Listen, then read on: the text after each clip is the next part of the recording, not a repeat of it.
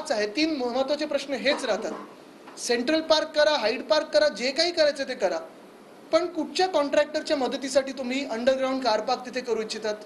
Underground car पार्कला आमचा विरोध राहणार म्हणजे राहणारच, कारण समोर जो आम्ही कोस्टल रोड बनवत आहोत, कदाचित प्रशासकांनी थोडी माहिती घ्यावी, कारण कोस्टल रोड हा पूर्णपणे BMC बनवत आहे.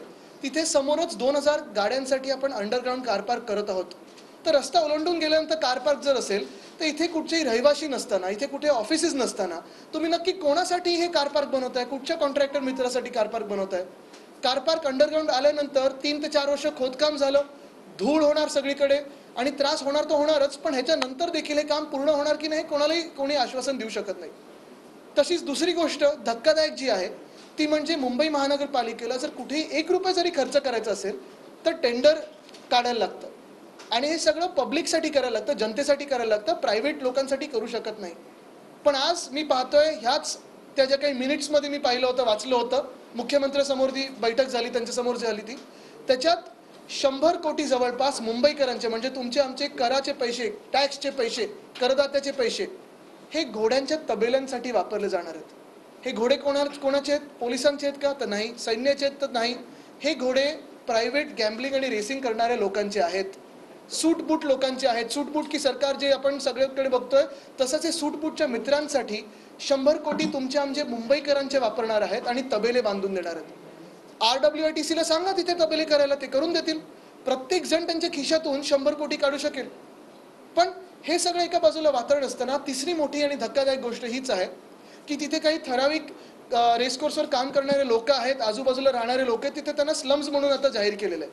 आणि हे स्लम्स म्हणून जाहीर केल्यानंतर त्यांना सांगितलेलं आहे की बाजूच्या एखाद्या SRA मध्ये आम्ही तुम्हाला सामावून घेऊ. नक्की कुठची SRA तुम्ही म्हणताय म्युन्सिपल कमिशनर साहेब? कारण तिकडे बाजूला जी SRA आहे, गेले 20 वर्ष SRA आणि त्या बिल्डरचं तिथे काही ना काही थोडा वाद चालू असतो, ती SRA पूर्ण सुरू झालीच नाहीये. पण प्रशासक सांगत आहेत की आम्ही त्यांना फ्री ॲडिशनल FSI देऊ. हा FSI कोणाच्या पैशातून येणार आहे? तर तुमच्या आमच्या पैशातून येणार आहे, टॅक्सच्या पैशातून येणार आहे, मुंबईच्या पैशातून येणार आहे. म्हणजे हे असं सगळं अंधधुंद कारभार सुरू आहे. एक आनंदाची गोष्ट ही आहे की आम्ही विरोध दर्शवल्यानंतर, मी ही बातमी फोडल्यानंतर Change.org वर एक मोठं पिटिशन सुरू झालेलं आहे. काही महत्त्वाचे WhatsApp ग्रुप असतील, आंदोलनं झाली आहेत, मुंबईकर सगळे एकत्र येतात आणि विरोध करत आहेत, मोठ्या संख्येने विरोध करत आहेत. पण प्रशासक काही ऐकायला तयार नाही आहेत. आता मूळ मुद्दा हाच राहतो की मी ऐकतो ह्या प्रशासकांना म्हणजे म्युन्सिपल कमिशनर आहेत, त्यांना दिल्लीला पोस्टिंगवर जायचं किंवा जून-जुलैमध्ये CS बनायचे तर स्वप्न पडायला लागलेले आहेत. हे जर खरं असेल, तुम्ही बघा मुंबईत रस्त्याचा घोटाळा आहे, दुसरा रस्त्याचा घोटाळा मी आता सांगितला, परवाकडेच सांगितलं, 6,500 कोटीचा घोटाळा करत आहे, ब्युटिफिकेशनचा स्कॅम आहे, स्ट्रीट फर्निचरचा स्कॅम आहे. जी मुंबई 95,000 कोटीच्या सरप्लसमध्ये होती ती आता डेफिसिटमध्ये आणण्याचं यांनी काम केलं आहे. मुंबई जशी ह्यांनी लुटली तसं हे राज्य लुटून खातील CS बनल्यानंतर. दिल्लीला गेल्यानंतर देश कदाचित लुटायला मदत करतील. पण मुख्य गोष्ट हीच आहे, तुम्ही जे करायचं ते करा, ज्या पोस्टवर जायचं ते जा. आम्ही हटणार नाही तिथून, आम्ही हलणार नाही तिथून. अंडरग्राऊंड कार पार्कला आमचा विरोध आहे.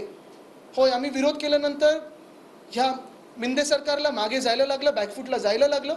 मिंदे सरकारनी क्लब हाऊस आता तिथून कॅन्सल केलेलं आहे, मेंबरशिप घेणार नाही तर सांगितलेलं आहे. तसंच मी मिंदे सरकारला पुन्हा एकदा इशारा देत आहे की अंडरग्राऊंड कार पार्क तुमच्या बिल्डर आणि कॉन्ट्रॅक्टर मित्रांना आम्ही करू देणार नाही.